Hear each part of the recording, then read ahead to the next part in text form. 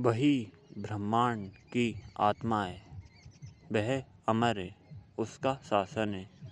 वह सर्वज्ञ है, सर्वव्यापी है, ब्रह्मांड का रक्षक है, शाश्वत शासक है।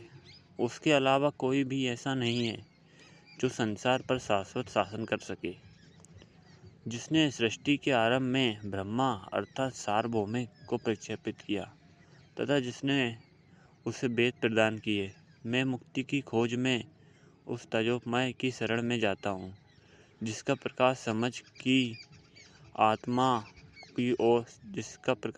को आत्मा की ओर मोड़ देता है। भक्ति की परिभाषा। भक्ति योग भगवान की सच्ची खोज है। एक ऐसी खोज जो प्रेम में शुरू, जारी और समाप्त होती है। भगवान के प्रति अत्यधिक प्रेम के पागलपन का एक क्षण हमें शाश्वत मुक्ति प्रदान करता है। भक्ति सूत्रों की व्याख्या में नारद कहते हैं, भक्ति भगवान के प्रति तीव्र प्रेम है। जब कोई व्यक्ति इसे प्राप्त करता है तो वह सभी से प्रेम करता है, किसी से घृणा नहीं करता। वह हमेशा के लिए संतुष्ट हो जाता है। इस प्रेम को किसी सांसारिक लाभ तक सीमित नहीं किया जा सकता, क्योंकि जब तक सांसारिक इच्छाएं बनी रहती है तब तक उस तरह का प्रेम नहीं आता। भक्ति कर्म से बड़ी है, योग से बड़ी है, क्योंकि ये किसी उद्देश्य को ध्यान में रखकर बनाई जाती है, जबकि भक्ति स्वयं का फल है, अपना साधन और अपना लक्ष्य है।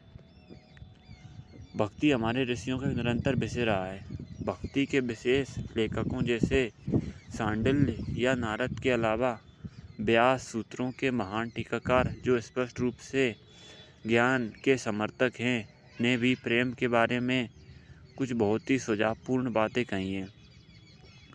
यहाँ तक कि जब टीकाकार सभी नहीं तो बहुत से ग्रंथों की व्याख्या इस तरह से करने के लिए उत्सुक होता है कि वे एक प्रकार का शुष्क ज्ञान प्रदान करे, तब भी सूत्र विशेष रूप से पूजा के अध्याय में उस तरह से आसानी से हेरफेर करने योग्य नहीं होते हैं। ज्ञान और प्रेम के बीच वास्तव में उतना अंतर नहीं है जितना लोग कभी कभी कल्पना करते हैं। हम आगे बढ़ते हुए देखेंगे कि अंत में वे एक ही बिंदु पर मिलते हैं। राजयोग के साथ भी ऐसा ही है, जिसे मुक्ति प्रदान करने के लिए साधन के रूप में अपनाया जाता है, और जैसा कि दुर्भाग्य से ये अक्सर ढोंगियों और रहस्य साधकों के हाथ में पड़ जाता है, ये हमें उसी लक्ष्य की ओर ले जाता है। भक्ति का एक बड़ा लाभ यह है कि यह महान दिव्य लक्ष्य तक पहुंचने का सबसे आसान और सबसे स्वाभाविक तरीका है। इसका बड़ा नुकसान यह है कि अपने निम्न रूपों में यह अक्सर घृणित कट्टरता में बदल जाता है। हिंदू धर्म, मुसलमान धर्म या ईसाई धर्म में कट्टरपंथियों का समूह हमेशा से भक्ति के निम्न स्तर के उपासकों में से ही बना है। किसी प्रिय वस्तु के प्रति वह निष्ठा जिसके बिना सच्चा प्रेम नहीं पनप सकता, प्रायः अन्य सभी वस्तुओं की निंदा का कारण भी बन सकती है। प्रत्येक धर्म या देश में सभी दुर्बल और अविकसित मन अपने आदर्श से प्रेम करने का एक ही तरीका अपनाते हैं, अर्थात अन्य सभी आदर्शों से घृणा करना।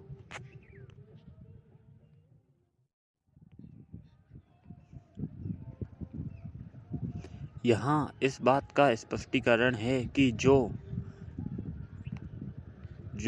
से घृणा करना, यहाँ इस बात का स्पष्टीकरण है कि जो व्यक्ति अपने ईश्वर के आदर्श से इतना प्रेम पूर्वक जुड़ा हुआ है, अपने धर्म के आदर्श के प्रति इतना समर्पित है, वह किसी अन्य आदर्श के बारे में कुछ देखते या सुनते ही उग्र कट्टरपंथी क्यों बन जाता है। इस प्रकार का प्रेम कुछ हद तक स्वामी की संपत्ति को घुसपैठ से बचाने की कुत्ते की प्रवृत्ति के समान है। केवल इतना ही नहीं, कुत्ते की प्रवृत्ति मनुष्य की बुद्धि से श्रेष्ठ है, क्योंकि कुत्ता अपने स्वामी को कभी भी शत्रुता नहीं समझता, चाहे वे किसी भी वेश में उसके सामने क्यों ना आए। फिर कट्टरपंथी व्यक्ति निर्णय करने की सारी शक्ति खो देता है। व्यक्तिगत विचार उसके मामले में इतने दिलचस्प होते हैं कि उसके लिए यह सही या गलत नहीं होता, लेकिन एक बात जो वे हमेशा विशेष रूप से जानने के लिए सावधान रहता है वह यह है कि यह कौन कहता है। वही व्यक्ति जो दयालु, अच्छा, ईमानदार और अपने विचारों के लोगों से प्यार करने वाला होता है, वह सबसे घटिया काम करने में भी संकोच नहीं करेगा।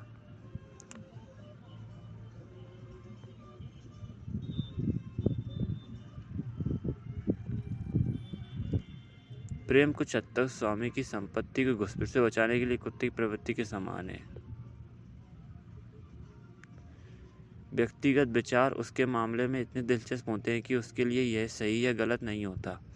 लेकिन एक बात जिसे वह हमेशा विशेष रूप से जानने के लिए सावधान रहता है वह यह है कि यह किसने कहा। वही व्यक्ति जो अपने विचारों के लोगों के प्रति दयालु, अच्छा, मतलब प्रेमपूर्ण, वह सबसे बुरे से बुरे काम करने में संकोच नहीं करेगा जब वे उसके अपने धार्मिक भाईचारे के दायरे से बाहर के लोगों के खिलाफ निर्देशित होते हैं। लेकिन ये खतरा केवल भक्ति की अवस्था में होता है। जब प्रारंभिक कहा जाता है, जब भक्ति परिपक्व हो जाती है और उस रूप में पहुंच जाती है जिसे सर्वोच्च माना जाता है, तब कट्टरता के इन भयानक अभिव्यक्तियों का कोई डर नहीं रहता। वे आत्मा जो भक्ति के इस उच्चतर रूप से अभिभूत है, प्रेम के ईश्वर के इतने निकट है कि वे घृणा के प्रसार का साधन नहीं बन सकती।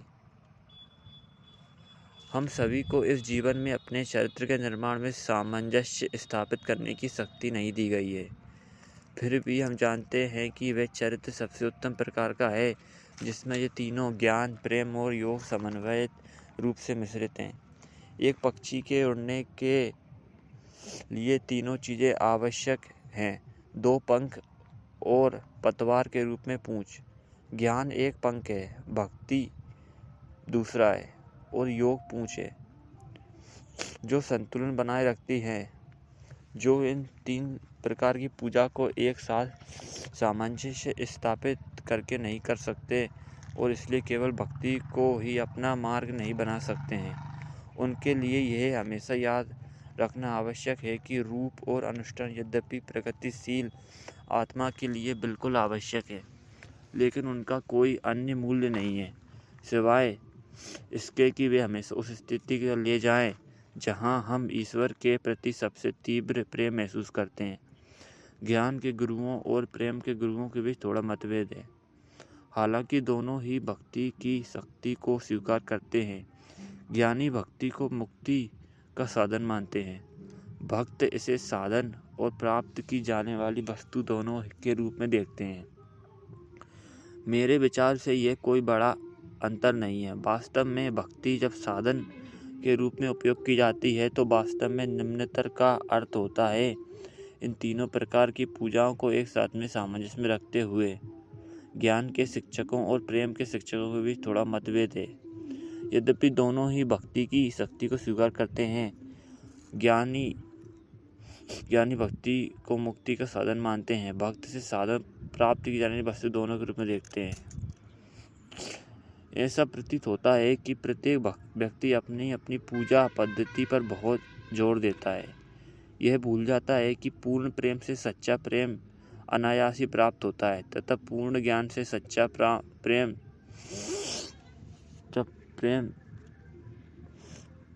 अनायास ही प्राप्त होता है। इस बात को ध्यान में रखते हुए कि आइए हम ये समझने का प्रयास करें कि इस विषय पर महान वेदांतिक टीकाकरणों का क्या कहना है। आवृत्ति शक्र पदे सात सूत्र की व्याख्या करते हुए भगवान शंकर कहते हैं कि इस प्रकार लोग कहते हैं वे राजा के प्रति समर्पित है, वे गुरु के प्रति समर्पित है। वे ऐसा उसके लिए कहते हैं जो अपने गुरु का अनुसरण करता है तथा ऐसा करते हुए भी उसी का अनुसरण करता है।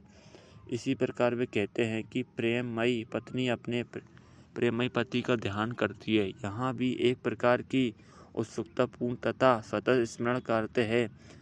शंकर के अनुसार यही भक्ति है। ध्यान भी निरंतर स्मरण है जिस पर ध्यान किया जाता है, जो एक बर्तन से दूसरे बर्तन में डाले जाने वाले तेल की अविरल धारा की तरह बहता है। जब इस प्रकार का स्मरण हो जाता है तब सारे बंधन टूट जाते हैं। इस प्रकार शास्त्रों में निरंतर स्मरण को मुक्ति का साधन बताया गया है। यह स्मरण पुनः देखने के समान ही है, क्योंकि इसका अर्थ वही है जो इस पद में है। जब वह जो दूर है और निकट है दिखाई देता है तो हृदय के बंधन टूट जाते हैं, सारे संदेह मिट जाते हैं और सारे कर्म फल मिट जाते हैं। जो निकट है उसे देखा जा सकता है, परंतु जो दूर है उसे केवल स्मरण किया जा सकता है। फिर भी शास्त्र कहता है कि हमें उसे भी देखना है जो निकट है और उसे भी जो दूर है, जिससे हमें यह संकेत मिलता है कि उपयुक्त प्रकार का स्मरण ही सत्य है। दर्शन के समान ही यह स्मरण भी दर्शन के समान ही है। यह स्मरण जब उच्चारित होता है तो दर्शन के समान ही हो जाता है। उपासना निरंतर स्मरण है, जैसा कि शास्त्रों के सार गर्भित ग्रंथों से देखा जा सकता है। जानना जो बार बार की जाने वाली उपासना के समान ही है, निरंतर स्मरण कहा गया है। इस प्रकार जो स्मृति प्रत्यक्ष अनुभूति के समान ही उच्चारित हुई है, उसे श्रुति में मोक्ष का साधन बताया गया है। इस आत्मा तक ना तो अनेक विद्याओं से, ना बुद्धि से, ना वेदों के अधिक अध्ययन से पहुंचा जा सकता है। यह आत्मा जिसे चाहती है उसे आत्मा प्राप्त होती है, उसे यह आत्मा स्वयं प्राप्त होती है।